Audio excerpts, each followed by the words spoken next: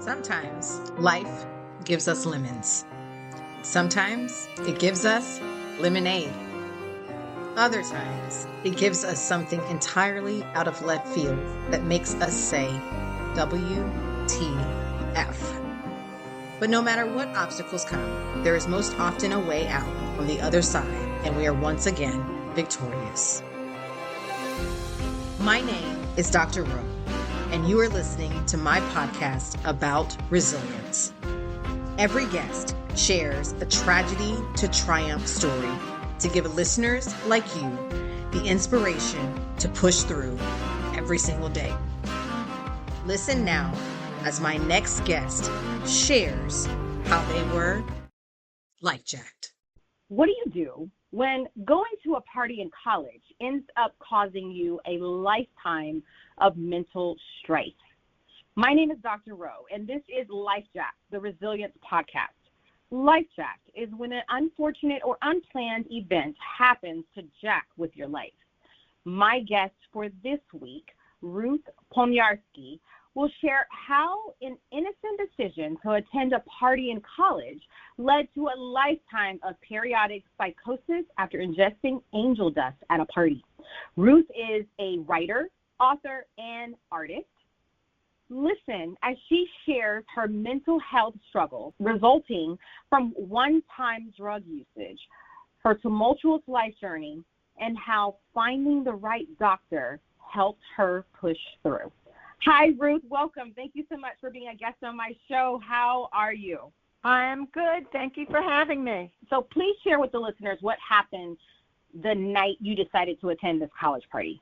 Okay, well, previous to the party, my boyfriend of the previous semester in college, he did not return to the college. He transferred to another college in Sweden.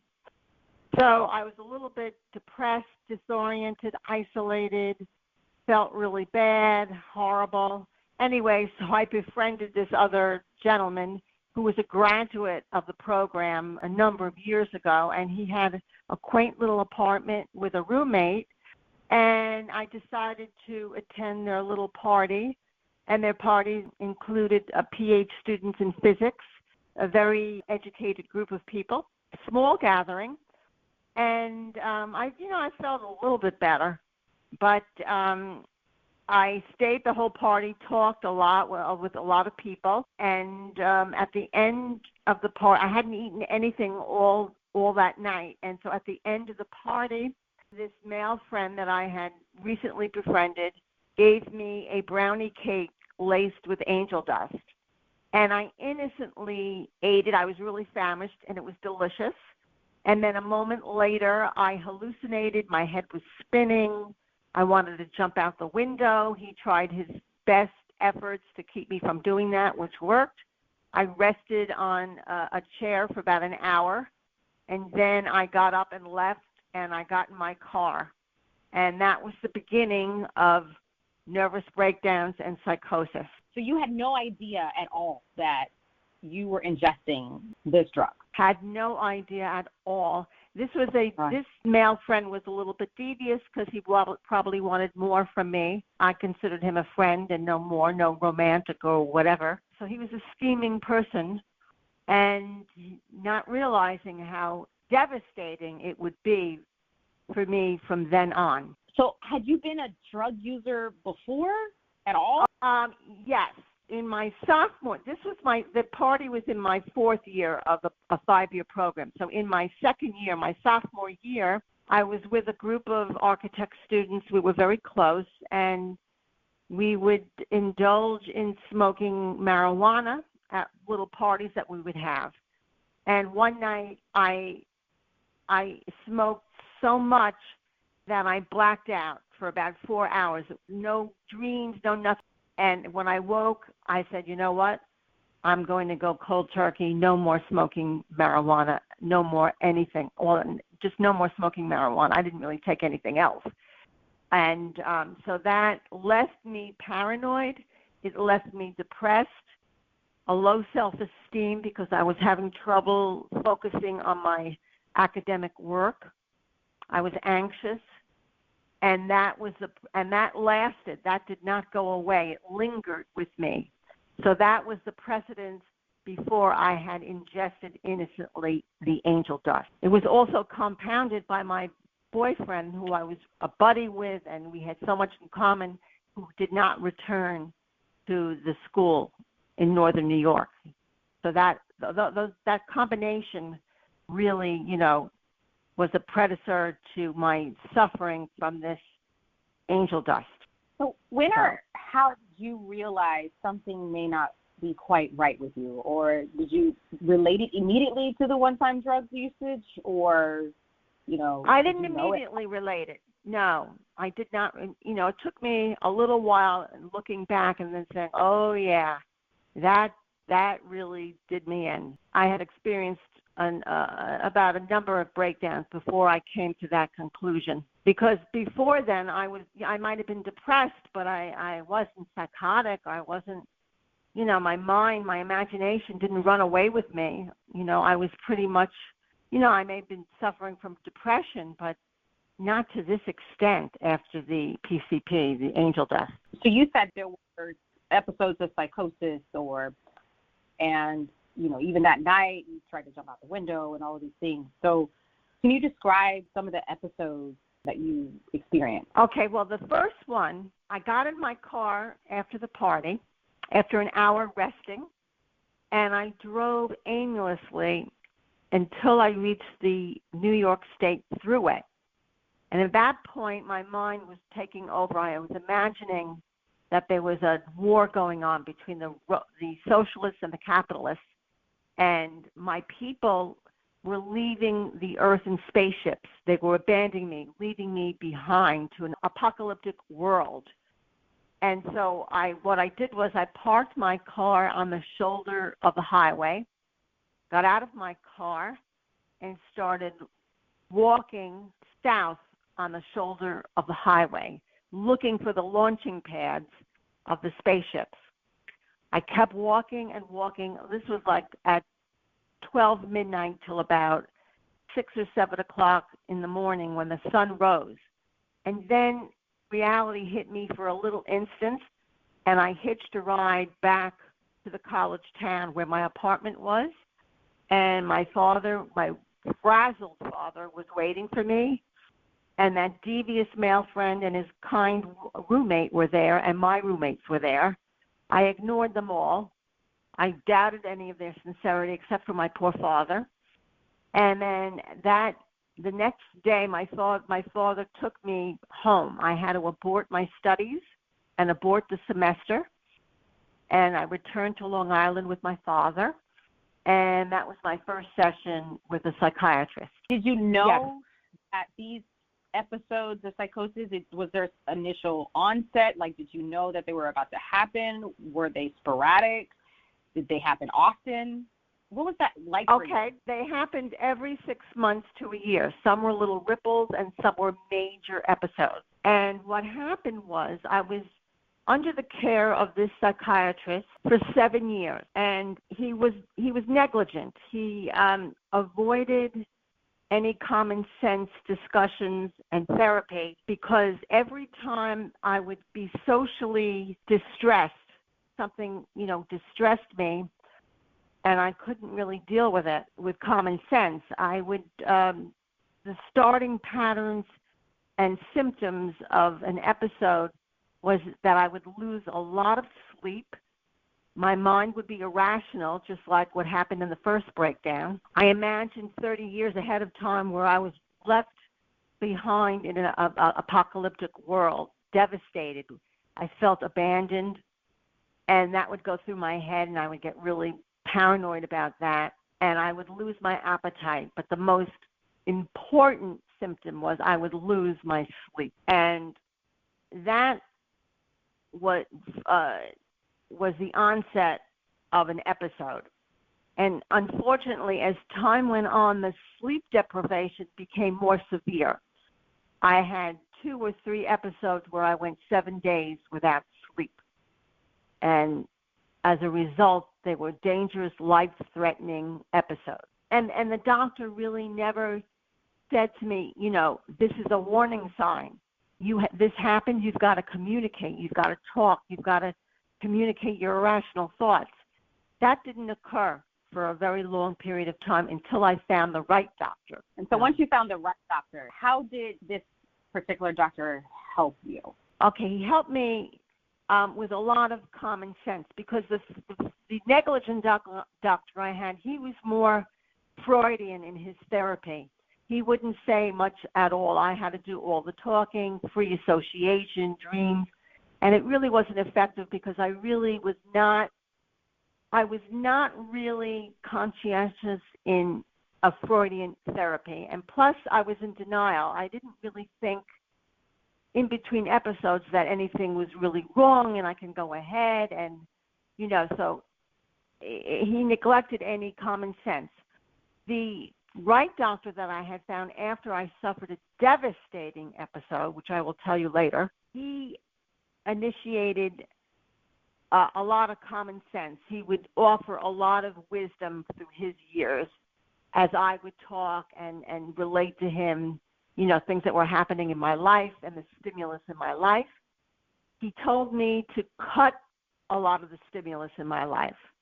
For instance, when I transferred to a college in Brooklyn, I also moved to Manhattan, which was too much at one time. He said, make your life simpler. He said, use the KISS strategy. Keep it simple, stupid. That's what it stood for.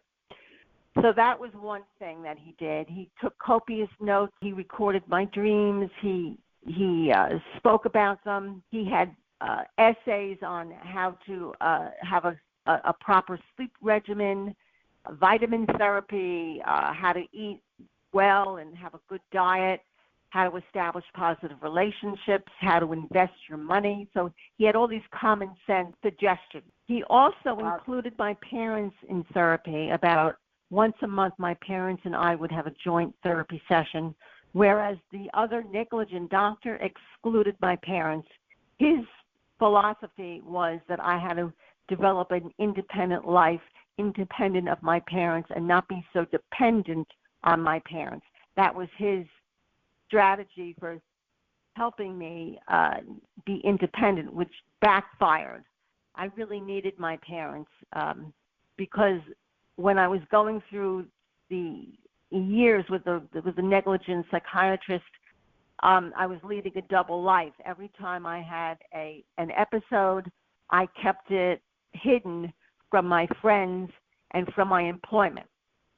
And so when I was going through them and experiencing these episodes, I felt very isolated, and I did not really have a support system in place to, prepare me for an onset of an oncoming episode. So the right doctor really helped me with establishing a support system, establishing common sense, eliminating too much stimulus in my life. I had too many friends up to that point, and I traveled alone to Europe. I did everything, even with all those episodes. In between episodes, I traveled. I graduated architecture school. I struggled with employment. I had employment, but I struggled with jobs. And so that was the difference between the two doctors. Wow. So the guy that you befriended that took you to the party that night, did you keep in touch with him? No, not at all. I cut him off. I really didn't stay in touch with any people from the previous school that I went to. It was a bad experience, and I left in a hurry, and I just didn't communicate with any of them anymore. No. Understandable. Do you feel like you've forgiven him? I forgive, but I can't forget. It's kind of hard to forgive him because he was very devious. And I don't really think he had a conscience. And no, I don't, I don't even think about forgiving him. It was just such a horrible thing that I consciously didn't forgive him. Did you have a support system? No, I think you mentioned your parents were there for you. Was there anyone else, someone you could talk to? Well, when my parents came more into the therapy with me, I think that the right psychiatrist that I was with, he was really my support system. I could really talk to him and, reason things and communicate my feelings and communicate my day-to-day living and my struggles. And, he was a big support for me until I established friends. I had one friend that I became friendly with from the town that I was living. I participated. There was a lot of activities with this woman. Her name, I'll call her Marge, and we became close. But I really never let on my episodes. Even with the right doctor, I had episodes, but they were more spaced apart.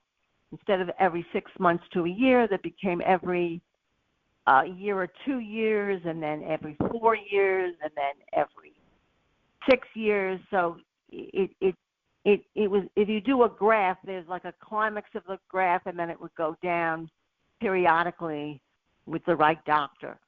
But I still have to be very careful with my life, knowing my limitations, and that helps when you understand and learn your limitations and live copiously with realizing that. And that's a tremendous help for deterring any oncoming episode or nervous breakdown. So please share with the listeners how long you've been, dealing with these episodes, so they can kind of get perspective on how long you've been dealing with it. The first 7 years, I had episodes every 6 months to a year. Some were little ripples, and some lasted for, a time. The healing was like 3 or 4 weeks. Then with George, the right psychiatrist, again, they became spaced apart. One every, 1 year, and then it became like another year, and then 2 years, and then it became 4 years, and then that was I was seeing this George, this right doctor, since 1984. I would say I had about maybe 6 breakdowns. I got married in 1987, and henceforth I only had 4 breakdowns in a period of 20 years. And in 2010, I had a breakdown, and I've been break-free since 2010. And I will tell you, the right medication that I was prescribed in 1999, and then a few years later, the correct dosage was established. That helped me tremendously. I still had breaks, but very spread apart. But it helped me establish a way to break my patterns of psychosis, if you can understand that. So in 2010, since 2010, I've been break-free. I'm still on this medication religiously every night. I take it. It's an antipsychotic. The generic term is Anaprox. Not Anaprox. It's olanzapine, which is the generic of Zyprexa, a very good antipsychotic. And I will tell you another thing for people who are suffering. It's a trial and error basis to find the right doctor, and it's also a trial and error basis for finding the right medication. And don't stay with the wrong doctor that's not effective for 7 years, as I innocently had done. Don't wait. If it's 3 months, 4 months, and it's not effective, look for some other form of therapy. Look for some other social worker, psychologist, or psychiatrist, or doctor. Don't wait 7 years. I really stress that. And then the medication is definitely a trial and error. It's a gray thing for the mind. You have to try different medications until you find the most effective one, which could take time. So that's something I had learned over a period of 35 years. Yes. Now, you wrote a book. Can you tell the listeners the name of your book and what it's all about, and what moved you to write this book? Okay, so the book title is called Journey of the Self, Memoir of an Artist. And since that break I had in 2010, and then afterwards I decided, I'm going to write about my experiences with this illness and how I journeyed through a period of time. It takes place from 1977 to 1987, the heart of all of the breakdowns. And I decided to really reveal the struggle that I had under the wrong doctor, the struggle that I had with relationships that went sour, and how I led a life of having these breakdowns every year, 6 months to a year, and how the messages in the book is how I stuck to my guns. I didn't give in. I didn't live in remorse. I kept going. Like after each episode, I would recuperate, go back to my friends, go back to my schooling, go back to my job. I would travel to Europe. I tried to lead a normal life. It wasn't normal, but in between episodes, I really exerted myself and participated in normal activities. But it did take a toll on me, and the wrong therapy culminated in 1984 when I had a devastating nervous breakdown, which I relate in the book. I had gone 7 days without sleep, and I was participating in a psychological workshop, which I thought would help me, but it turned out to be very confrontational between the participants in the workshop. I lost a lot of sleep. I had to discontinue the workshop. I went 7 days without sleep. I barged into my psychiatrist's office and said, I tried to communicate to him that I wasn't well, and he didn't honor me. He said he had other crisis patients, and he told me to come back to my designated appointment time, which is 2 days after that. Meanwhile, on the day before my appointment, I had gone 7 days without sleep, and I was in my apartment on the 3rd floor, and I was imagining that my neighbors were going to kill me. So I tied bed sheets together and formed a rope and anchored the rope to the kitchen steel post table, and I went 6 feet with the rope to the window, and I wanted to rappel outside of the window. Down the 30-foot wall, I was planning to rappel with the rope, and it didn't work because when I got out of the window, the force of gravity was tremendous, like iron chains pulling me down. Very quickly, I planned my fall. I would land on my feet and roll to my side so I wouldn't hit my head. I had no recollection of the fall. I woke up in the emergency room of the local hospital, and henceforth my life really changed. I had broken both ankles and my back, and I was delayed. I was in critical care, 12-hour surgery, and then critical care unit for a month, and then a month in a rehab. So that was 2 months, and then 6 months in a wheelchair. And then after that, during that time, I found the right psychiatrist, a high-risk psychiatrist, George, and then my life took another turn. I was able to get up out of the wheelchair. I had injuries, but I still picked myself up and try to lead my life and recuperate and get better. And it did get better. It really did get better. I had met my husband in 1987. I had told him all about what I had been through, and he was very understanding, which was a miracle. And so that I relate to in my book. But the book takes place, again, between 1977 and 1987. Ruth, I can't believe that you have gone through all of that. That is just, oh, my goodness, I couldn't even imagine. But I just want you to know that you are strong. You are. And definitely resilient. Oh, yeah. But you know what? Each time each time my mind would get better. It would filter out my psychosis, my creativity in my mind. It would subside a little bit each time I went through a breakdown, even though that some of them were really very devastating and tragic. But I would eventually get out of this pattern, and that's what I try to share in my journey in my book.